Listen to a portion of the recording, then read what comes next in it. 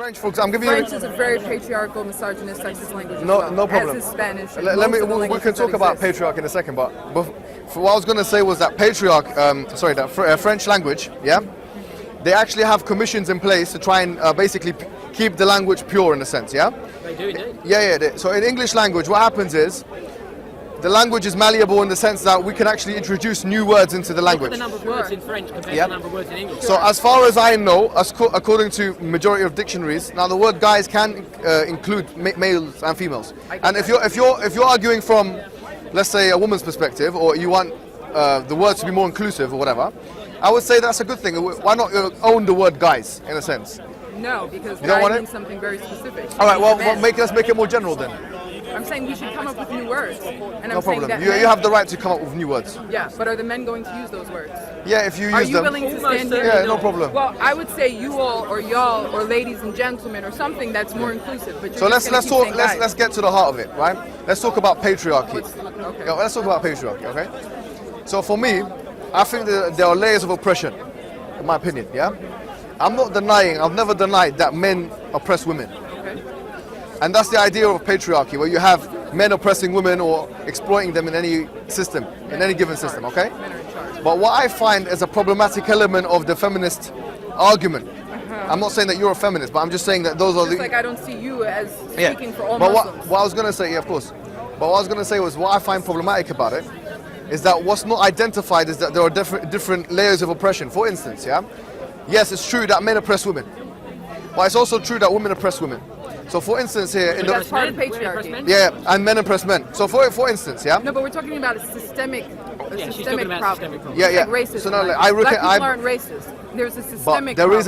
I would argue there's a systemic problem in the system of capitalism that we have. Yeah, I would call it a problem whereby capitalism and patriarchy work together. Yeah, and I believe that we have to identify those things, right? But so if we're saying that, for instance, you're a woman, yeah? As far as I can identify. In Africa, you have men. In my opinion, me and you, yeah, are working in a system, contributing to it and not objecting to it in some cases. Maybe this is an example of us working in that direction, but usually not objecting to a system of economics, which means that people in the West, men and women, exploit people in the African subcontinent, for example. Okay, if that's the case, then why is there a special word for when men oppress women, and there is no special word for when women oppress women that are also, or men even, in the African subcontinent? Because that's, I would argue, a more exacerbated reality. It's more problematic. Now it's imperialism, but what I believe feminism is what it's like. It's kind of like Marxism in a sense, because it defines very clearly the bourgeoisie and the proletariat. The bourgeoisie are the men. The proletariat are the women. Marxists are very bad feminists. No, I understand. You have Marxist feminists, but what I'm saying is that the structure, the framework is very, very similar. So the bourgeoisie become men, and the proletariat are the women. Yeah, and it's almost as if there is a systemic exploitation of women by men throughout the histories or throughout the times.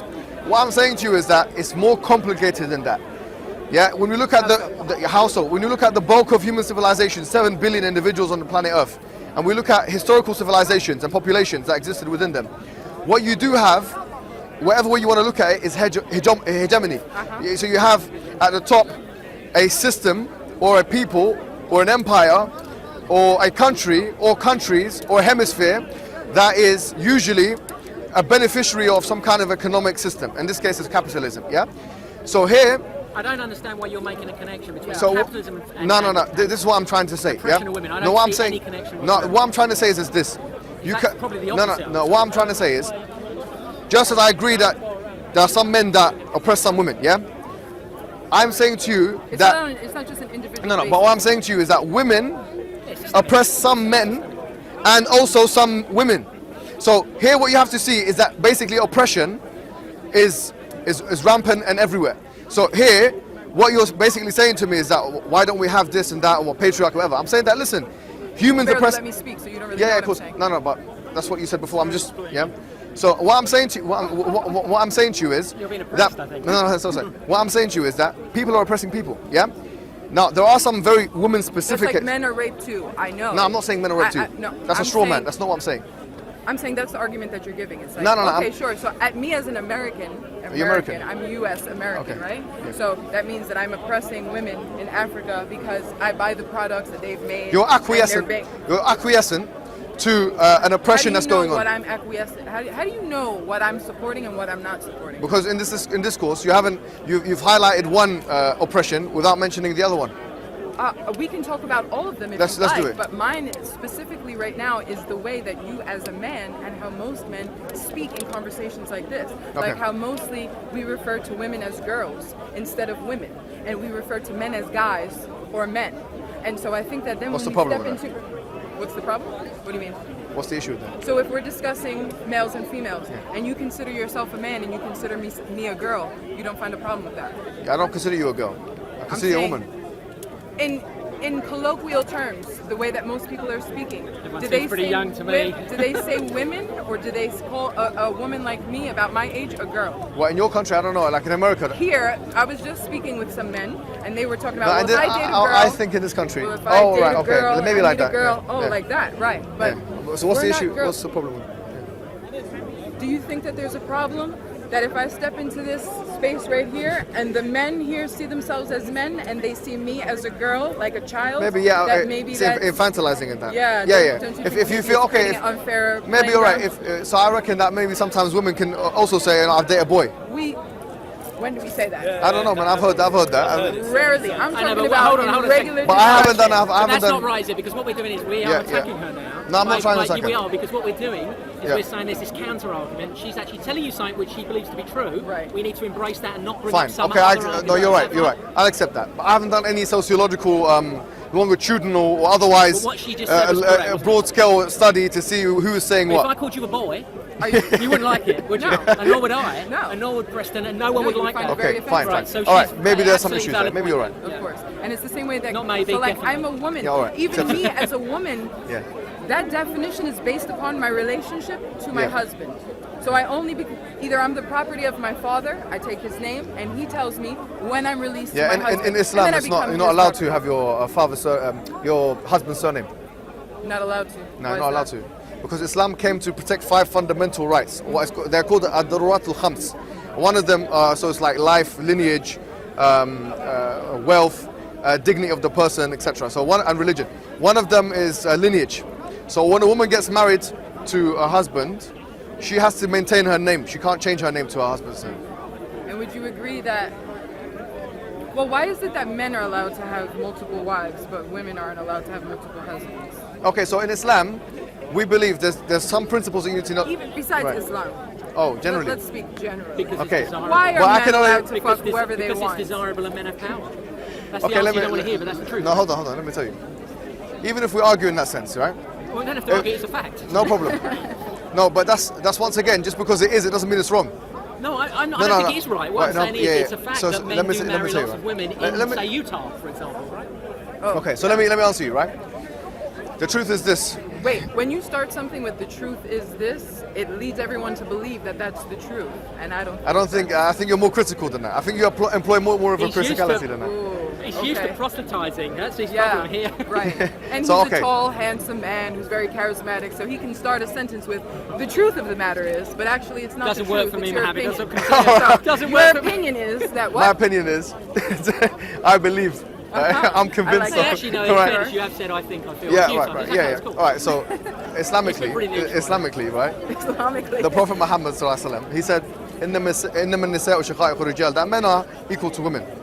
However, there are some exceptions from an Islamic perspective to that. So we don't believe. We will talk about absolute freedom of speech. We said that we've debunked that kind of. You could say, yeah. You don't have absolute equality of Yes, men. we don't believe in absolute equality. We believe in a general equality and not in an absolute one.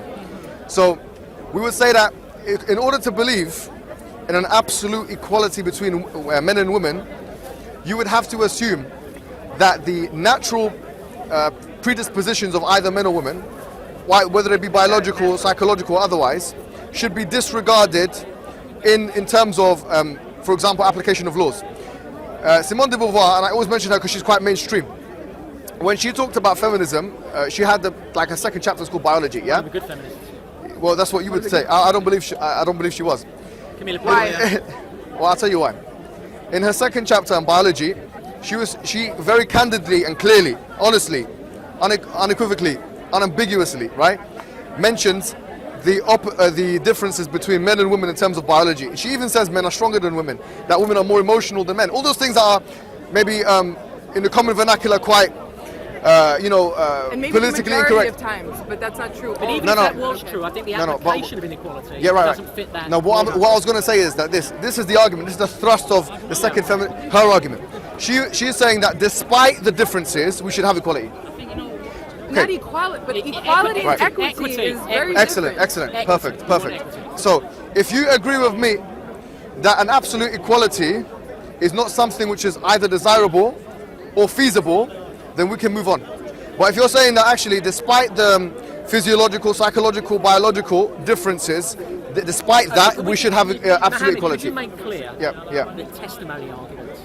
No, but one thing at a time, because polygamy came into it, so I'm trying to polygamy build an but argument. the testimony is an important one. No, Yeah, I don't want equality. I don't want to equity. be a man. So what is equity at then? all. Equity here, usually in the dictionary, is referred to as some kind of fairness, yeah? Right. But once again, it's very arbitrary and subjective. So Sure, but like I just spent 6 weeks in Morocco, Yeah, all right. and what I saw there was not equity in any no, way but that's your whatsoever. opinion, right? I'm not saying it is equity as well. I've been to Morocco many times, like 3 or 4 times. Sure, I And had a great time. The people there are beautiful. I learned a lot about Islam that I did not know before. I actually agree with a lot of what's going on. But when I pass by the cafes, I see men sitting around sipping on their tea, watching football all day, and where are the women? Sounds like here. Where are they? culture They're comes nowhere in. to It's be not. found. But It's not Islam, it's actually the culture of the Are you a broken brother? But Trying to come and defend yourself, brother.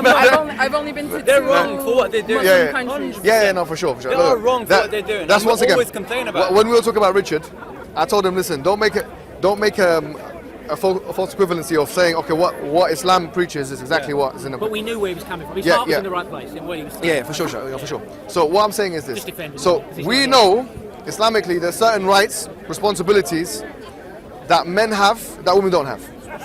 For example, divorce is easier for a man.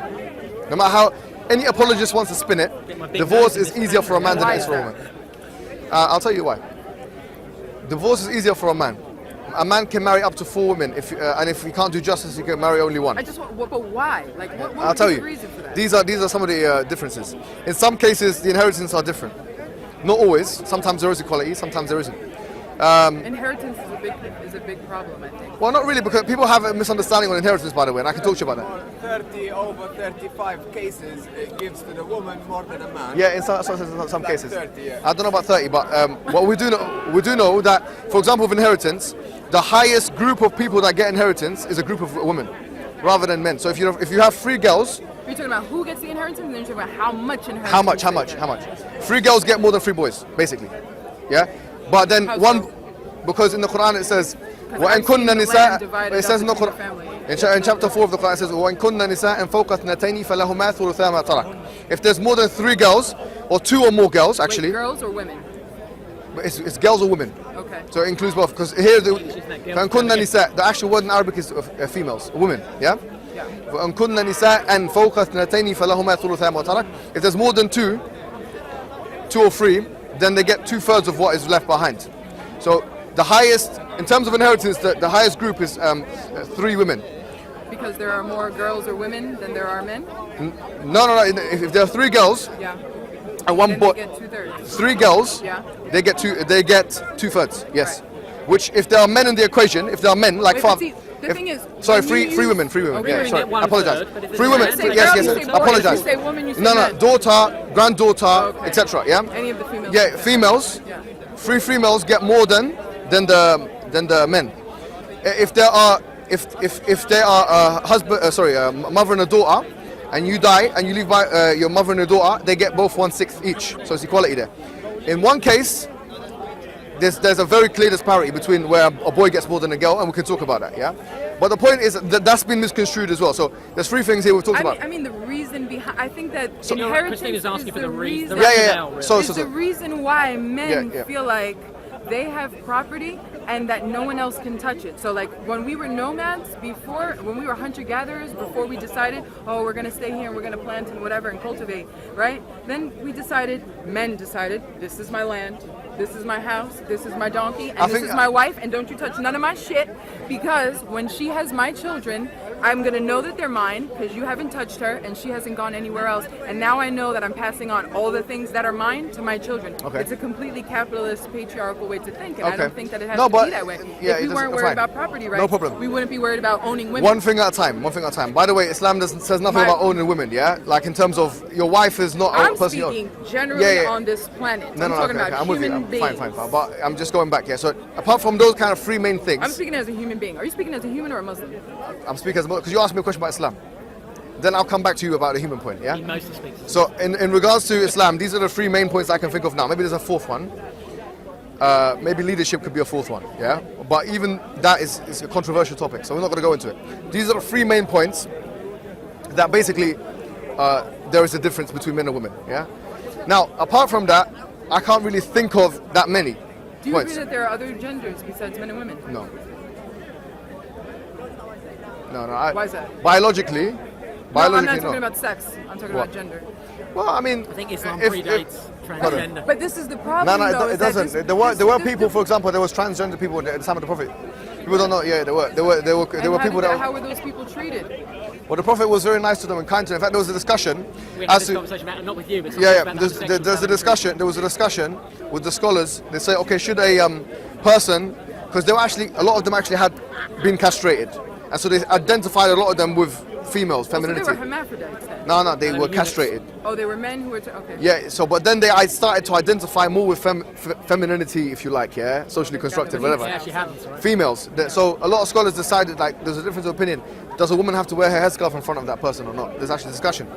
So, because is she, does she have to wear a headscarf? There's discussion, yeah? Why does she have to wear a headscarf? That's another main point. Sorry, I forgot to mention that. That is definitely... I like to jump around a lot. Yeah. So these are the main differences. But dress code is definitely different. The reason why, in a nutshell, is because men and women are different. If you want a one-word answer, women have to wear headscarves because they're different to men. So here, the point is this. Remember, look, we said that if you go back to Simone de Beauvoir, listen to me, yeah? Simone de Beauvoir, her point is that biology, psychology, and physiology, despite differences, we should have absolute equality. I'm saying no, or Islam says we should have general equality, but where there's differences, those should be accounted for. That's the argument. The problem here is going to be how he accounts for them. Yeah. So how we account for them, I'm going to be honest. I'm going to be totally honest with you, right? There's two things in Islam. There's something called the illah and something called the hikmah. Illah, as we talked about before, is the reason behind the actual reason behind it. I cannot tell you. I'm not even allowed to tell you what the illah is, because unless the Quran mentions it very clearly or the hadith, I can't say the reason is this. I can only guess what the hikmah is, the wisdom. Do you understand? You have to accept it. Yeah. So for us, the reason why we do all those things, in a nutshell, Christina, now listen, is because we genuinely believe that the Quran and the Sunnah is rationalizably, something which has come from God. It's a revelation, and God knows all the variables. He knows the extraneous variables. He knows the societal variables. He knows the personal. No, we don't believe he's a man in that sense. You say he. Yeah, because in the vernacular, if we say she, it's specific. We're supposed to say he. All languages are sexist and misogynist. Well, look, once again, it depends on how you define sexism and misogyny. Well, if you're saying that God is not a man. Yes, he's not a man. Yes, he's not a man. And he has no gender. Yeah, we don't believe Jesus is God. But you say he. Yeah. You say he too. Let me tell you something. In Arabic language, the word huwa, which is a pronoun, the first of 12 pronouns, right. Huwa means he. It's used to refer to singular men. It's used to refer, in the plural, hum is referred to men and women. So it's a little bit confusing. It's not the same as our English language. I know, you've got to separate whereas for in two people in in Arabic, if you say she, it can refer to, for example, inanimate objects in plural form are females. If I'm talking about the trees, I'll use a plural form, a female form for that, a feminine form for that. So it's not as stringent, or it's different in Arabic. I'm using English language. But why is it that we so in Arabic? Yeah. How do you refer to Allah? We refer to Allah. Which pronoun? Okay, so Allah refers to himself as we in the plural, magisterial plural. It's referred to in the third person as he. But as we said before, that's the default. Why is he the default? Why is he the default? That's the language. Right, like most languages. Like most language, but like if there's a group of all women here and then you walk over.